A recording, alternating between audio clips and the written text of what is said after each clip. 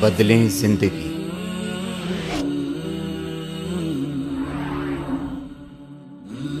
زیتون T V. دو کام کر لو ہر عبادت کے ساتھ، ایک اس عبادت کی توفیق پر اللہ کا شکر، اور اپنی تقصیر پر، اپنی کوتاہی پر استغفار۔ اگر یہ کام کرتے رہو گے تو انشاءاللہ رفتہ رفتہ راستہ طے ہوتا جائے گا، اور ایک وقت آ جائے گا، ضرور آ جائے گا انشاءاللہ، کہ تم احسان کے مرتبے تک پہنچ جاؤ گے۔ ہوتا کیا ہے کہ غفلت کے ساتھ پڑھی، غفلت کے ساتھ اٹھ کے چلے گئے۔ ارے بھائی، نماز کے بعد ذرا سا ایک اس نماز کے اوپر نگاہ بازگشت ڈال لو، یعنی اس کا ذرا تصور کرو کہ میں نے یہ 4 رکعتیں پڑھی تو کس طرح پڑھی، اور اس کے اوپر نگاہ بازگشت ڈالتے ہوئے پہلے اللہ جل جلالہ کا شکر ادا کر لو، اور شکر ادا کر لو کہ اللہ آپ کے نے جس طرح بھی توفیق دی، آنے کی توفیق دے دی، اپنی بارگاہ میں حاضری کی توفیق دے دی، اے اللہ میں اس پر شکر ادا کرتا ہوں،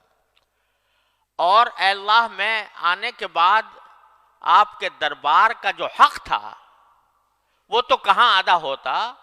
جو کم سے کم مطالبہ ہونا چاہیے تھا وہ بھی مجھ سے پورا نہ ہو سکا۔ دیکھو، خشوع کا اعلیٰ مقام تو وہ ہے جو حدیث میں فرمایا گیا کہ ان تعبد اللہ کأنک تراہ، اللہ تبارک و تعالیٰ کی عبادت اس طرح کرو جیسے کہ اللہ کو دیکھ رہے ہو، اور اگر نہیں دیکھ رہے تو کم از کم وہ یہ خیال کر لو کہ وہ تمہیں دیکھ رہا ہے۔ اعلیٰ مقام تو یہ ہے کہ پوری نماز میں اول سے لے کر آخر تک بندہ اللہ تبارک و تعالیٰ کی طرف متوجہ رہے، اور یہ سمجھے کہ میں اللہ کو دیکھ رہا ہوں یا اللہ مجھے دیکھ رہا ہے۔ لیکن ادنا درجہ کیا ہے؟ ادنا درجہ یہ ہے کہ کم از کم جو الفاظ تم زبان سے نکال رہے ہو، دھیان ان الفاظ کی طرف ہو۔ جب الحمدللہ کہا، الحمدللہ رب العالمین کہا،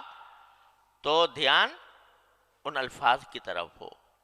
میں نے یعنی پتا ہو کہ میں الحمدللہ رب العالمین کہہ رہا ہوں، الرحمن الرحیم کہہ رہا ہوں۔ اور اس میں حدیث میں آتا ہے کہ نبی کریم صلی اللہ علیہ وسلم نے فرمایا کہ جب بندہ الحمدللہ رب العالمین کہتا ہے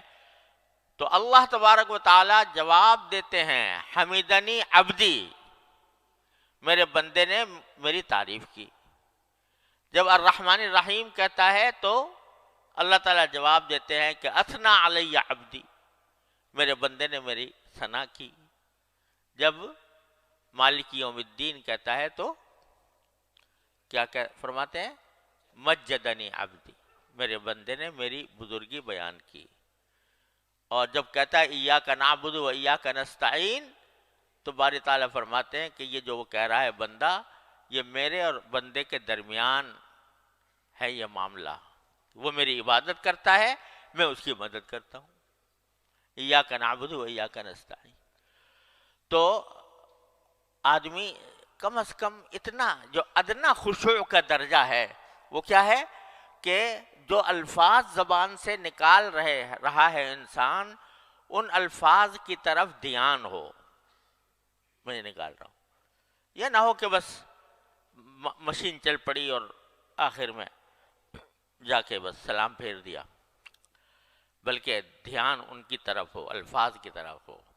یہ ادنا درجہ ہے۔ اور جہاں ذہن بھٹک جائے، خیالات آنے لگیں، پھر دوبارہ انہی الفاظ کی طرف آ جائے، یہ ادنا درجہ ہے خشوع کا۔ اس کی کوشش تو بندے کو ہمیشہ کرتے ہی رہنا چاہیے، ساری زندگی کرتا رہے۔ تو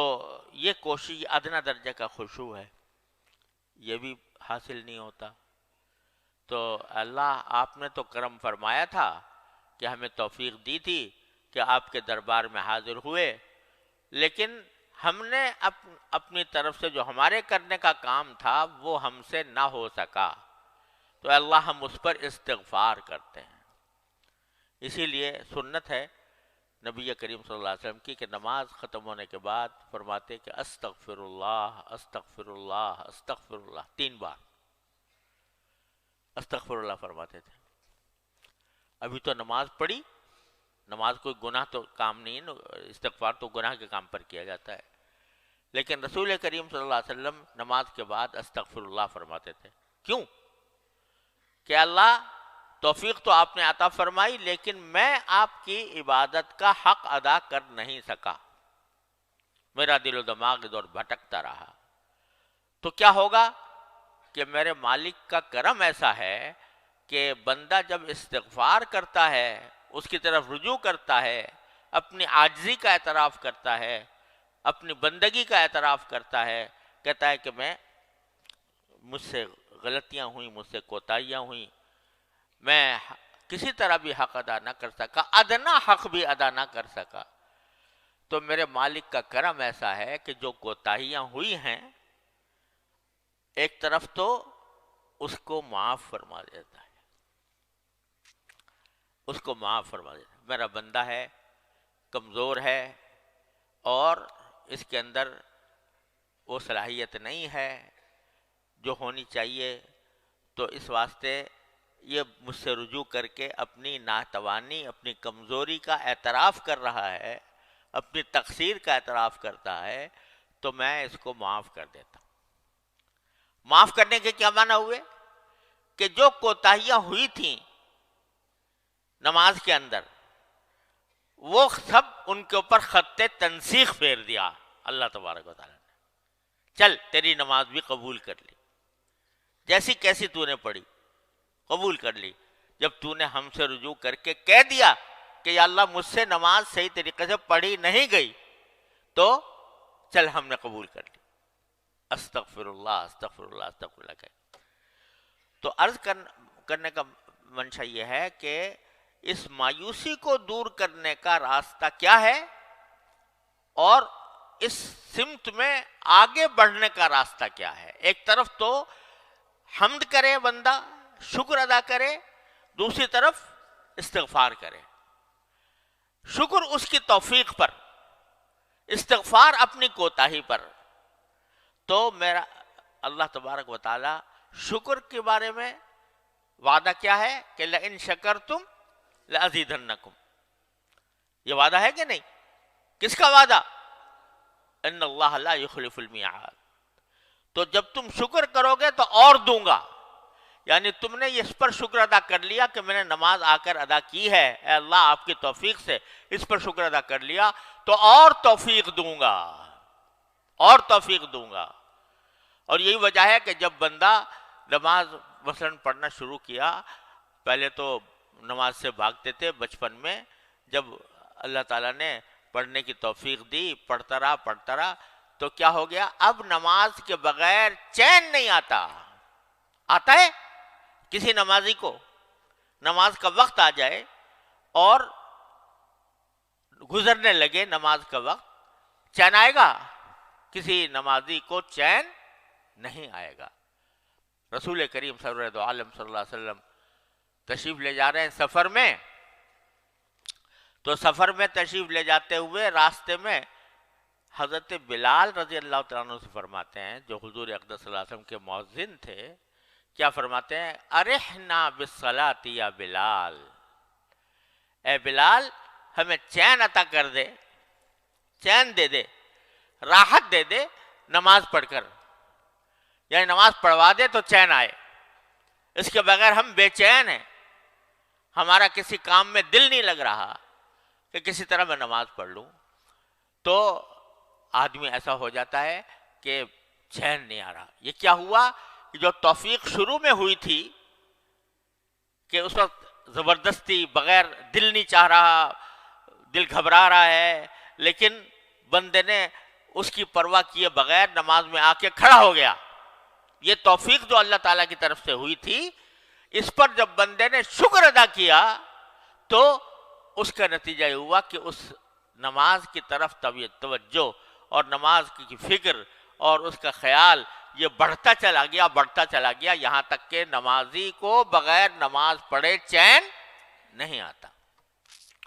تو یہ شکر کی خاصیت تو یہ ہے کہ اب شکر کیا تم نے اور تمہیں توفیق دیں گے، اب شکر کیا اور توفیق دیں گے۔ اور استغفار کا خاصہ یہ ہے کہ بندہ کتنے بڑے سے بڑے گناہ لے کر پہنچ جائے اس دربار میں، بڑے سے بڑا گناہ لے کے پہنچ جائے، اور صدق دل سے، نیک نیتی سے، عاجزی سے اور اپنی بیچارگی سے باری تعالیٰ سے کہتے استغفر اللہ ربی من کل ذنب واتوب الیہ، اے اللہ میں معافی مانگتا ہوں، جو کوتاہی ہوئی اب میں معافی مانگتا ہوں۔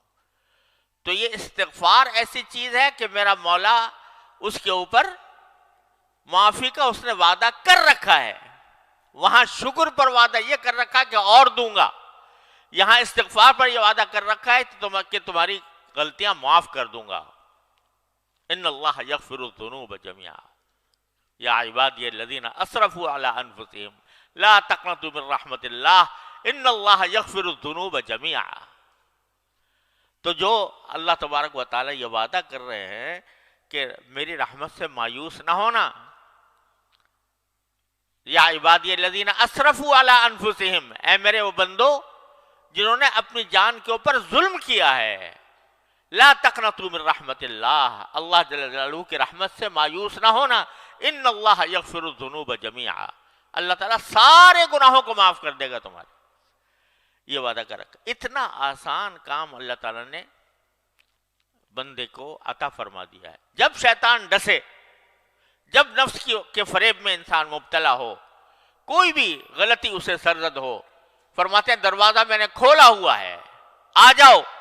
آ کے استغفار کر لو، کہہ دو یا اللہ مجھ سے غلطی ہو گئی، صدق دل سے کہہ دو اور سچے دل سے، عاجزی کے ساتھ، بیچارگی کے ساتھ، عبدیت کے ساتھ کہہ دے بندہ کہ اللہ مجھ سے غلطی ہو گئی معاف کروا دی، یا اللہ مجھ سے غلطی ہو گئی معاف فرما دی، کہتے ہیں سب معاف کر دوں گا۔ معاف کرنے کے کیا معنی؟ کہ وہ ساری کوتاہیاں جو تم نے کی ہیں وہ میں نے معاف کر کے تمہارا پرچہ صاف کر دیا، تمہارا صفحہ صاف کر دیا۔ تو جو بندہ نماز کے بعد، یعنی نماز کے بعد ایسے ہی اٹھ کے نہ چلے جاؤ خدا کے لیے، نماز کے بعد تھوڑا سا بیٹھ کر، ایک تو جو تسبیحات مسنونہ ہیں وہ تو ہونی چاہیے، لیکن اس کے ساتھ تھوڑا سا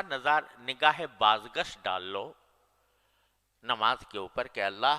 میں نے نماز پڑھی، ایک تو میں آپ کا شکر ادا کرتا ہوں، توفیق دے دیا آپ نے، کم از کم ظاہری شکل نماز کی میری کروا دی آپ نے اپنے فضل و کرم سے، وہ بھی میری بس سے باہر تھا، آپ نے اپنے فضل و کرم سے کروا دی۔ دوسرے میں استغفار کرتا ہوں، کہے پر کرتا ہوں جو میں نہ مجھ سے کوتاہیاں ہوئی ہیں اس نماز کے اندر، ان پر استغفار کرتا ہوں۔ یہ کر کے دیکھو ہر نماز کے بعد کتنا وقت لگے گا؟ 1 منٹ 2 منٹ، اور ذرا سا اگر تھوڑا سا اور بڑھا لو کہ اپنی ان 4 رکعتوں کا جائزہ لے کے دیکھو، میں نے تکبیر تحریمہ ٹھیک سے ادا کی تھی، میں نے سورہ فاتحہ ٹھیک سے پڑھی تھی، میں نے رکوع صحیح طریقے سے کیا تھا، میں قیام صحیح طریقے سے کیا تھا، میں نے سجدہ صحیح طریقے سے کیا تھا، اور ساتھ میں یہ کہ میرا دھیان کہاں تھا، میرا دل کہاں تھا، دماغ کہاں تھا، اس کا ذرا سا جائزہ لے لو، تو بہت ساری جگہ پر تمہیں نظر آئے گا کہ یار یہ تو نماز تو پڑھی بے شک، لیکن مجھ سے نہ الفاظ کی طرف دھیان ہو سکا، نہ اللہ تعالیٰ کی طرف دھیان ہو سکا۔ تو جب یہ تصور آئے تو شرمندگی تو ہوگی، ندامت ہوگی، اس ندامت کے لیے کہہ دو استغفر اللہ استغفر اللہ استغفر اللہ، اللہ تبارک و تعالیٰ کے سامنے بارو۔ تو ایک طرف حمد شکر، ایک طرف استغفار، یہ 2 چیزیں مل کر تمہاری اس نماز کو پہلی نماز سے بہتر بنا دیں گی، اور جتنا زیادہ کرو گے، روزانہ کرو گے، ہر نماز کے بعد کرو گے، تو انشاءاللہ دیکھنا کہ اللہ تبارک و تعالیٰ کی طرف سے رحمت کا معاملہ ہوگا، اور پھر آئندہ تمہارے نماز کے اندر جو خشوع ہے اس کی مقدار بھی انشاءاللہ بڑھتی چلی جائے گی، بڑھتی چلی جائے گی۔